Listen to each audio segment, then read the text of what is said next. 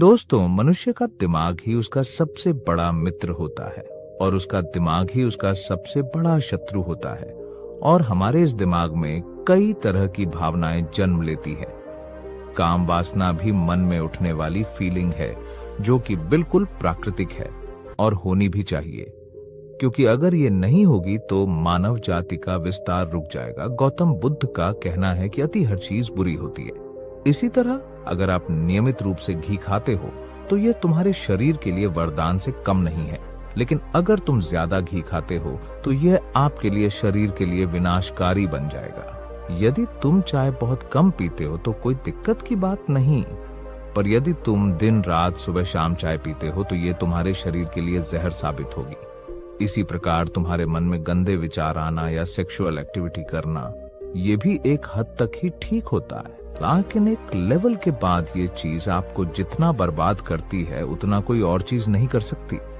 इस मॉडर्न दुनिया में इतना सेक्सुअल कंटेंट देखने के बाद में, सोशल मीडिया पर हॉट लड़कियों को देखने के बाद में सेक्सुअल विचार बहुत ज्यादा बढ़ जाते हैं और कई बार यह विचार इंसान को चैन से बैठने नहीं देते और व्यक्ति ना चाहते हुए भी अपने आप को बार बार हस्तमैथुन करने से रोक नहीं पाता है। और चलो वहां तक भी ठीक है, लेकिन यही काम वासना मानव जाति के लिए एक श्राप बन जाती है। जब हमारे सामने रेप के केस आते हैं, इंसान इतना पागल हो जाता है कि उसे सही गलत की बुद्धि ही नहीं रह जाती और वो विनाश की ओर बढ़ता ही जाता है। एक इंसान न चाहते हुए भी घंटों पोर्न देखता है और हर लड़की पर गलत नजर डालता है। हर जगह उसके माइंड में सिर्फ इसी तरह के गंदे विचार चलते रहते हैं और उसे बार बार परेशान करते हैं। चलो हम इन गंदे विचारों को एक महान बुद्ध कहानी के जरिए रोकने का प्रयास करते हैं। एक बार एक व्यक्ति एक बौद्ध भिक्षु से पूछता है, गुरुदेव, मेरे अंदर से काम वासना और क्रोध जाता क्यों नहीं है? मेरे अंदर से काम वासना खत्म क्यों नहीं होती?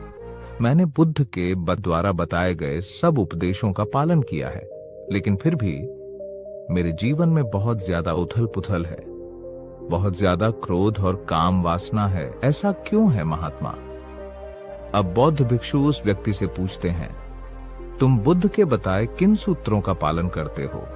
वह व्यक्ति महात्मा से कहता है, बुद्ध ने कहा है कि काम वासना का होना भी जरूरी है, लेकिन हमें काम वासना में ही डूबे नहीं रहना चाहिए। बौद्ध भिक्षु उस व्यक्ति से पूछते हैं, बताओ तुम इस सूत्र को अपने जीवन में किस तरह से अनुसरण करते हो? वह व्यक्ति उन महात्मा से कहता है, महात्मा, मैं स्त्रियों की तरफ आंख उठाकर भी नहीं देखता और न ही उनके बारे में गंदा सोचता हूं। वह बौद्ध भिक्षु उस व्यक्ति से पूछते हैं, और कौन से सूत्र है जिनका तुम अपने जीवन में पालन करते हो? वह व्यक्ति फिर से कहता है, महात्मा बुद्ध ने कहा है, यह काम वासना और क्रोध अग्नि के समान है। जो इंसान काम वासना और क्रोध को अपने मन या दिमाग में रखेगा उसे ही ये जलाता रहता है। वे बौद्ध भिक्षु उस व्यक्ति से पूछते हैं, तो बताओ तुम इस सूत्र का क्या समझते हो और इस सूत्र को अपने जीवन में कैसे उतारते हो? वह व्यक्ति कहता है, मैं हमेशा शांत रहने का प्रयास करता हूं और यदि मुझे मेरे मन में गंदे विचार या काम वासना तथा क्रोध भी आता है तो मैं उसे रोक लेता हूं, दबा लेता हूं।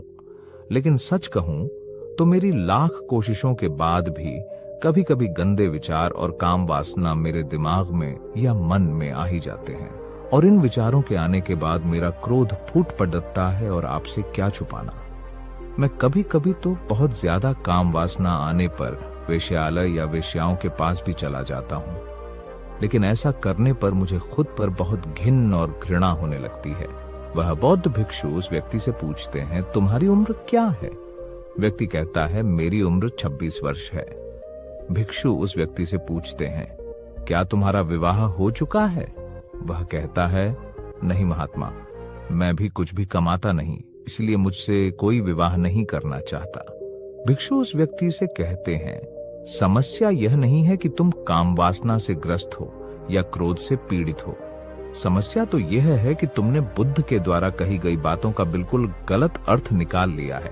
तुम उस बात से चूक गए हो जो बुद्ध कहना चाहते हैं। जो तुमने बुद्धि से क्षान ग्रहण किया है वह अधूरा है और वही तुम्हारे जीवन में जहर का काम कर रहा है। इस उम्र में स्त्रियों के प्रति आकर्षण होना बिल्कुल स्वाभाविक है। इसमें न तो कुछ अच्छा है और न ही कुछ बुरा। काम वासना का उठना पूरी तरह प्राकृतिक है। इसका उठना इस प्रकृति पर जीवन के लिए बिल्कुल आवश्यक है।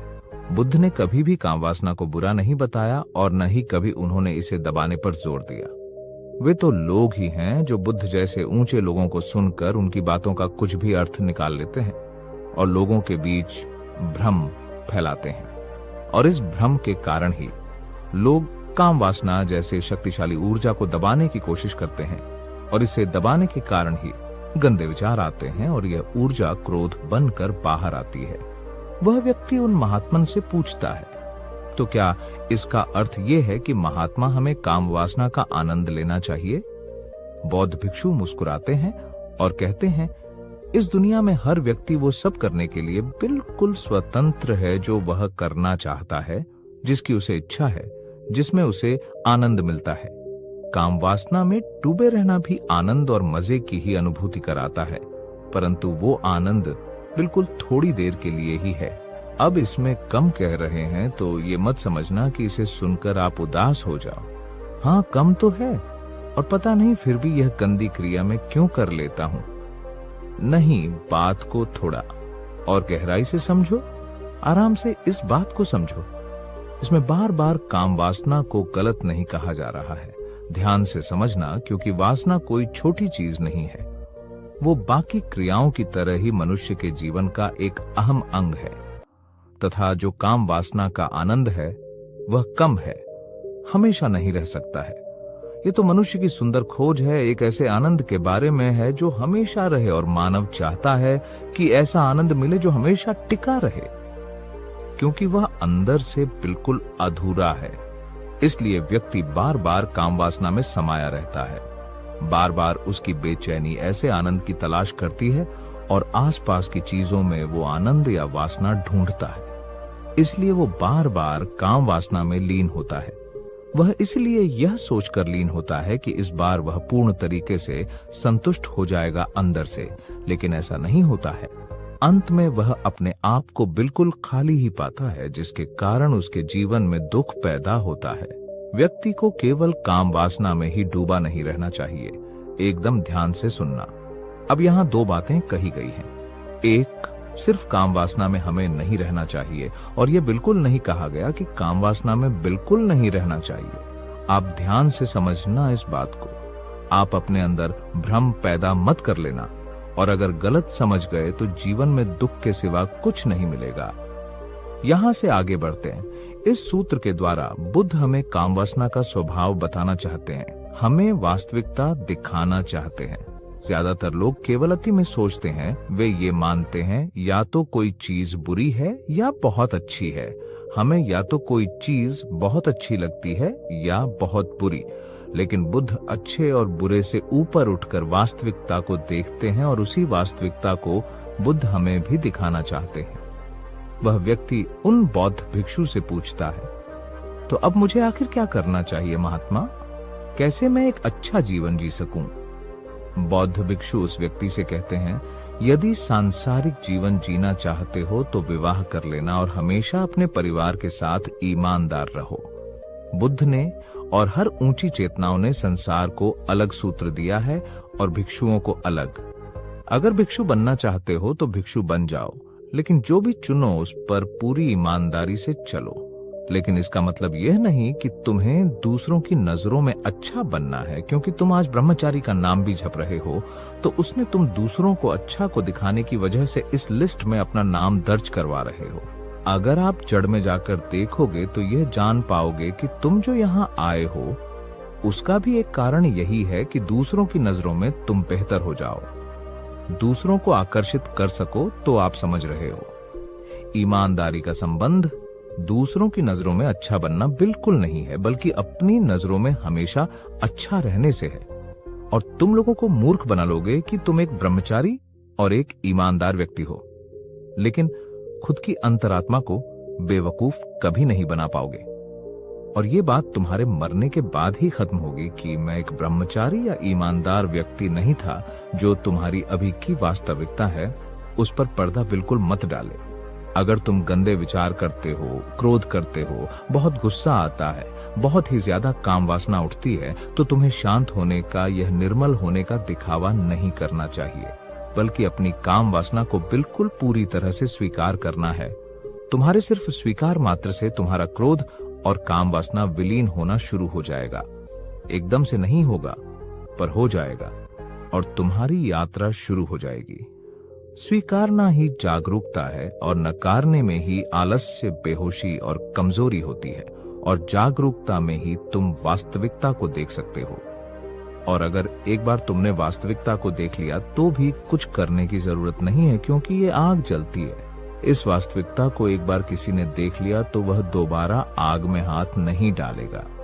इसी प्रकार तुम जिस भी चीज की वास्तविकता को पूरी ईमानदारी से ध्यान से सुनना, तुमने जिस भी चीज की वास्तविकता को पूरी ईमानदारी से, ईमानदारी के बारे में मैंने अभी पीछे कहा ना कि दूसरों की नजरों में दिखावा करने के लिए नहीं, खुद की नजरों में ईमानदार रहने को ही ईमानदारी कहते हैं कि जिस भी चीज की तुम सही से वास्तविकता देखते हुए ईमानदारी से उस दिन से उसे ऊपर उठना शुरू कर देते हो, बिना उनके तुम रुक नहीं सकते। फिर तुम उसमें उतना ही डूबे होंगे जितना उसके लिए आवश्यक है, अगर वास्तविकता को समझे हो। लेकिन अगर आप लोगों के कहने पर चलते रहे तो फिर ना तो तुमने उसे परखा है, ना ही जांचा है, न ही उसको अनुभव करके देखा है कि वास्तव में जो लोग कह रहे हैं क्या वही सत्य है, क्या मुझे ये सब होता भी है या नहीं। आप समझ पा रहे हो ना मैं क्या बात बोल रहा हूँ। क्रोध जलाता है, यह बिल्कुल सत्य है, आप जानते हो, और यही क्रोध का स्वभाव है, परंतु इसे तुमने ही पाला है। अपने भीतर की भावनाओं को दबाकर और क्रोध को नकार कर, उन्हें बुरा बताकर तुमने ही इसे बड़ा किया है। अब आप इस लाइन को बहुत ही ज्यादा गहराई से समझने की कोशिश करना और मेरी बात को ध्यान से सुनना, समझना। जब तुम कोई गंदी या किसी नग्न वीडियो या पोर्नोग्राफी को देख रहे हो, सोशल मीडिया पर हो या कहीं भी, आप अगर पुरुष हो तो स्त्री को देख लेते हो तो तुम उत्तेजित होते हो, लेकिन तुम उस उत्तेजना को समझे बिना ही उसे दबाकर आगे बढ़ जाते हो। आगे बढ़ने की कोशिश करते हो और बढ़ नहीं पाते, मन वहीं पीछे रह जाता है और बार बार मन करता है उस वीडियो को देख लेना चाहिए, और मन वहीं अटका रहता है क्योंकि तुम उस उत्तेजना को धीरे धीरे बढ़ाते जाते हो। उस बंदे विचार को या उस काम वासना को अगर तुम वहीं ठहर कर समझोगे कि यह है क्या और इस गंदे वीडियो में हो क्या रहा है, मुझ में हो क्या रहा है, ये सभी सारी गहरी बातें तुम समझो और वास्तविकता को देखने की कोशिश करो। वास्तविकता देखने का ये मतलब नहीं है कि तुम वही रुक जाओ, पर वास्तविकता का सही मतलब है कि उस चीज में हो क्या रहा है और सोचना कि ये मेरे लिए ठीक है। अगर हाँ तो बेशक उसे देखो। अगर मन से आवाज आई कि ये मेरा पूर्ण रूप से विनाश है, तो वही पूर्ण तरीके से रुक जाना और शांत मन से अपने आराध्य भगवान को याद कर लेना। और तुम्हें ये बात हमेशा याद रखनी है कि यदि क्रोध बेवजह उठता है, यदि काम वासना बेवजह अंदर से उठती है, इसका यही कारण है कि तुम जिस समय काम वासनाओं या गंदे वीडियो में उठे विचारों को दबाया था, वही वासनाओं या तुम्हारे हस्त मैथुन का नतीजा है। और यही क्रोध पर भी लागू होता है। अगर तुम दिखावा करो कि मुझे क्रोध नहीं आता, उसे दबाने की कोशिश करो, तो वो एक समय के बाद तुमसे नहीं थमेगा और दूसरे रूप में निकल ही जाएगा। वह व्यक्ति बौद्ध भिक्षु से कहता है, आपके शब्दों में मेरे आने वाले जीवन को बिल्कुल आसान बना दिया। धन्यवाद और आपको कोटि कोटि प्रणाम। मैं सदैव आपका आभारी रहूंगा। व्यक्ति उन भिक्षुओं की बात समझ जाता है। क्या आप इस बात को गहराई से समझ पाए हों दोस्तों? आशा करते हैं कि आपको यह कहानी अच्छी लगी होगी और इससे आपको कुछ सीखने को मिला होगा। चैनल को सब्सक्राइब करिएगा ताकि बेहतर ज्ञान की बातें आपको इसी प्रकार मिलती रहे। नमो बुद्धाय।